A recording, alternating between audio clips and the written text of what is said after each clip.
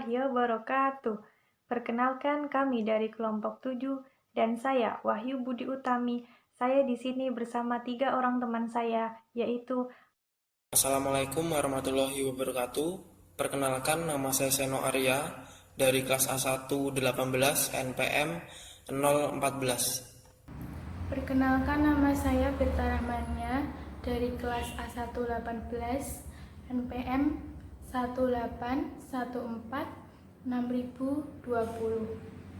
Perkenalkan, nama saya Alfira Mawati, NPM 181446185. di sini kelompok kami akan memaparkan materi tentang evaluasi program pendidikan inklusi. Di sini saya akan menjelaskan apa pengertian dari program pendidikan inklusi, yaitu program dari pemerintah yang dituangkan melalui pelayanan pendidikan untuk peserta didik yang berkebutuhan khusus tanpa memandang kondisi fisik, intelektual, sosial, emosional, linguistik, atau kondisi lainnya untuk bersama-sama mendapatkan pelayanan pendidikan di sekolah reguler, SD, SMP, maupun SMA. Kemudian, ada prinsip evaluasi program pendidikan inklusi. Yang pertama, kontinuitas.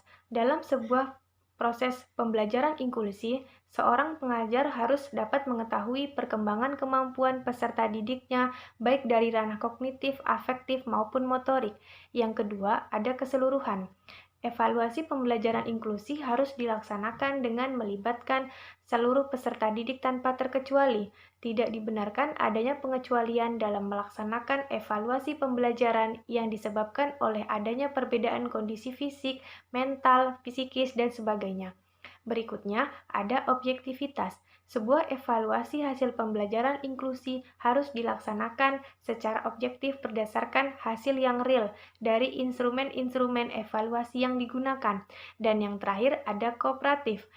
Evaluasi pembelajaran inklusi yang dilaksanakan dengan mengedepankan kerjasama antara pengajar dan peserta didik, terutama dalam hal mengkomunikasikan kebutuhan-kebutuhan khusus yang dimiliki oleh siswa dalam kondisi tertentu. Kemudian materi selanjutnya akan dijelaskan oleh Mas Seno. Tujuan evaluasi pendidikan inklusi yaitu tujuan dari pendidikan inklusi itu sendiri yaitu agar semua anak memperoleh pendidikan yang bermutu sesuai dengan kebutuhan dan kemampuannya serta untuk mewujudkan penyelenggaraan pendidikan yang menghargai keanekaragaman dan diskriminatif bagi semua anak. Tujuan evaluasi sendiri mempunyai peranan yang sangat penting untuk menentukan arah evaluasi itu sendiri. Tujuan evaluasi dalam bidang pendidikan ada dua, yaitu tujuan umum dan tujuan khusus. Tujuan umum yaitu untuk menghimpun bahan-bahan keterangan yang akan dijadikan sebagai bukti mengenai taraf perkembangan atau taraf kemajuan yang dialami oleh peserta didik setelah mereka mengikuti proses pengajaran dalam waktu tertentu. Dengan kata lain, tujuan umum dalam evaluasi pendidikan adalah memperoleh data pembuktian yang akan menjadi petunjuk sampai di mana tingkat kemampuan dan tingkat keberhasilan peserta didik dalam pencapaian tujuan-tujuan kurikuler setelah mereka menempuh proses pembelajaran dalam waktu yang telah ditentukan. Kemudian tujuan umum yang kedua yaitu untuk mengetahui tingkat efektivitas dari metode-metode pengajaran yang telah dipergunakan dalam proses pembelajaran selama dalam waktu tertentu. Jadi tujuan umum yang kedua dari evaluasi pendidikan adalah untuk mengukur dan menilai sampai dengan di manakah efektivitas mengajar atau metode mengajar yang telah diterapkan atau dilaksanakan oleh pendidik serta kegiatan belajar yang dilaksanakan oleh peserta didik. Selanjutnya yaitu tujuan khusus. Tujuan khusus yang pertama yaitu untuk merangsang kegiatan peserta didik dalam menempuh program pendidikan. Tanpa adanya evaluasi ini, maka tidak mungkin timbul kegairahan atau rangsangan pada diri peserta didik untuk memperbaiki dan meningkatkan prestasi. Kemudian tujuan khusus yang kedua yaitu untuk mencari dan menemukan faktor-faktor penyebab keberhasilan dan ketidakberhasilan peserta didik dalam mengikuti program pendidikan sehingga dapat dicari dan ditemukan jalan keluar atau cara perbaikannya. Di sini saya akan menjelaskan mengenai fungsi evaluasi program pendidikan inklusi. Evaluasi merupakan hal yang harus dilakukan dalam suatu program, contohnya program pendidikan. Dari evaluasi kita akan mengetahui bagaimana keberlangsungan program, kendala yang dihadapi program, dan masukan untuk program tersebut agar menjadi lebih baik lagi ke depannya. Evaluasi pendidikan merupakan suatu alat yang dapat mengukur capaian program dalam pembelajaran. Evaluasi ini sangatlah penting karena dari rincian hasil belajar yang telah tercapai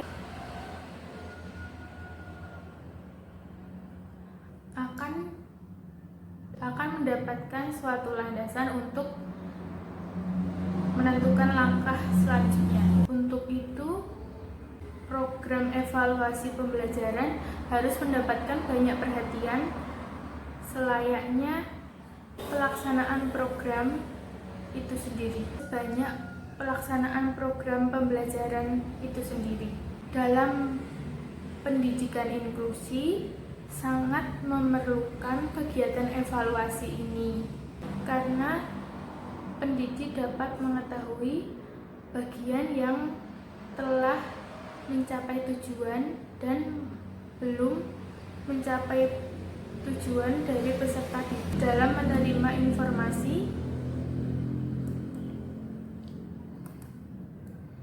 pada saat pembelajaran berlangsung.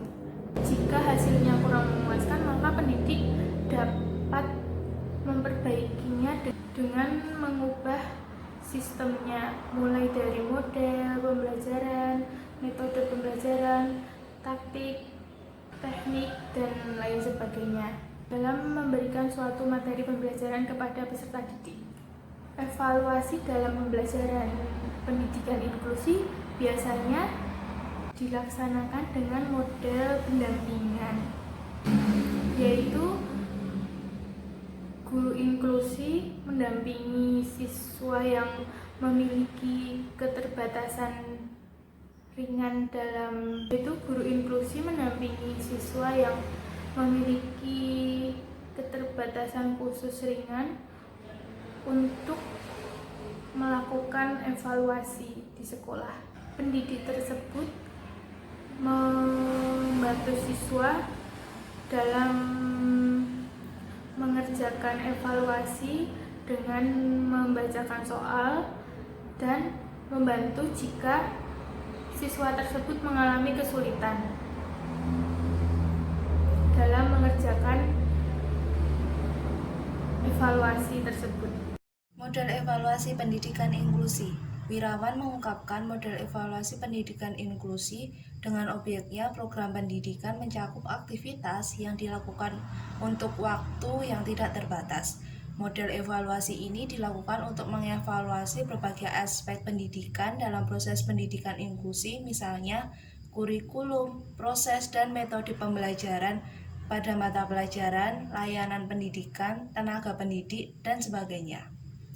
Menurut Ari Kunto dan Cepi, model CIPP adalah model evaluasi yang memandang program yang dievaluasi sebagai sebuah sistem karena pendidikan inklusi menjadi wadah dalam mewujudkan pendidikan untuk semua dan tanpa seorang pun yang tertinggal dalam layanan pendidikan. Tim evaluator menetapkan model CIPP sebagai model yang digunakan untuk mengevaluasikan program pendidikan inklusi dan harus menganalisis terlebih dahulu berdasarkan komponen-komponennya.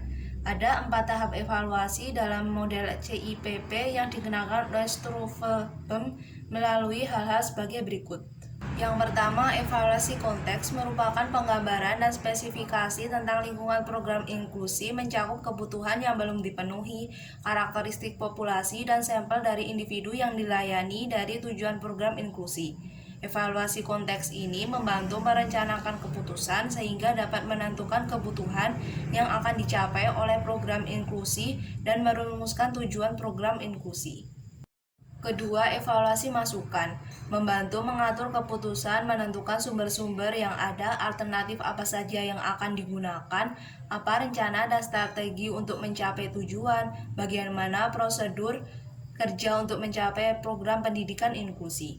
Informasi yang terkumpul selama tahap penilaian hendaknya digunakan untuk menentukan sumber dan strategi di dalam keterbatasan dan hendaknya ada dalam program pendidikan inklusi. Ketiga, evaluasi proses digunakan untuk mendeteksi atau memperbaiki rancangan prosedur atau rancangan implementasi selama tahap implementasi.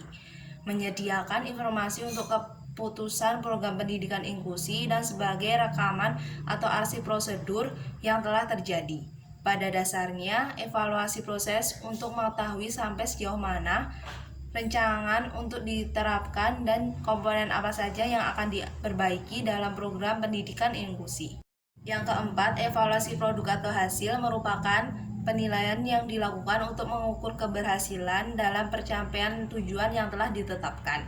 Dari hasil evaluasi proses diharapkan dapat membantu untuk membuat keputusan yang berkenaan dengan keberlanjutan, akhir maupun modifikasi program pendidikan inklusi.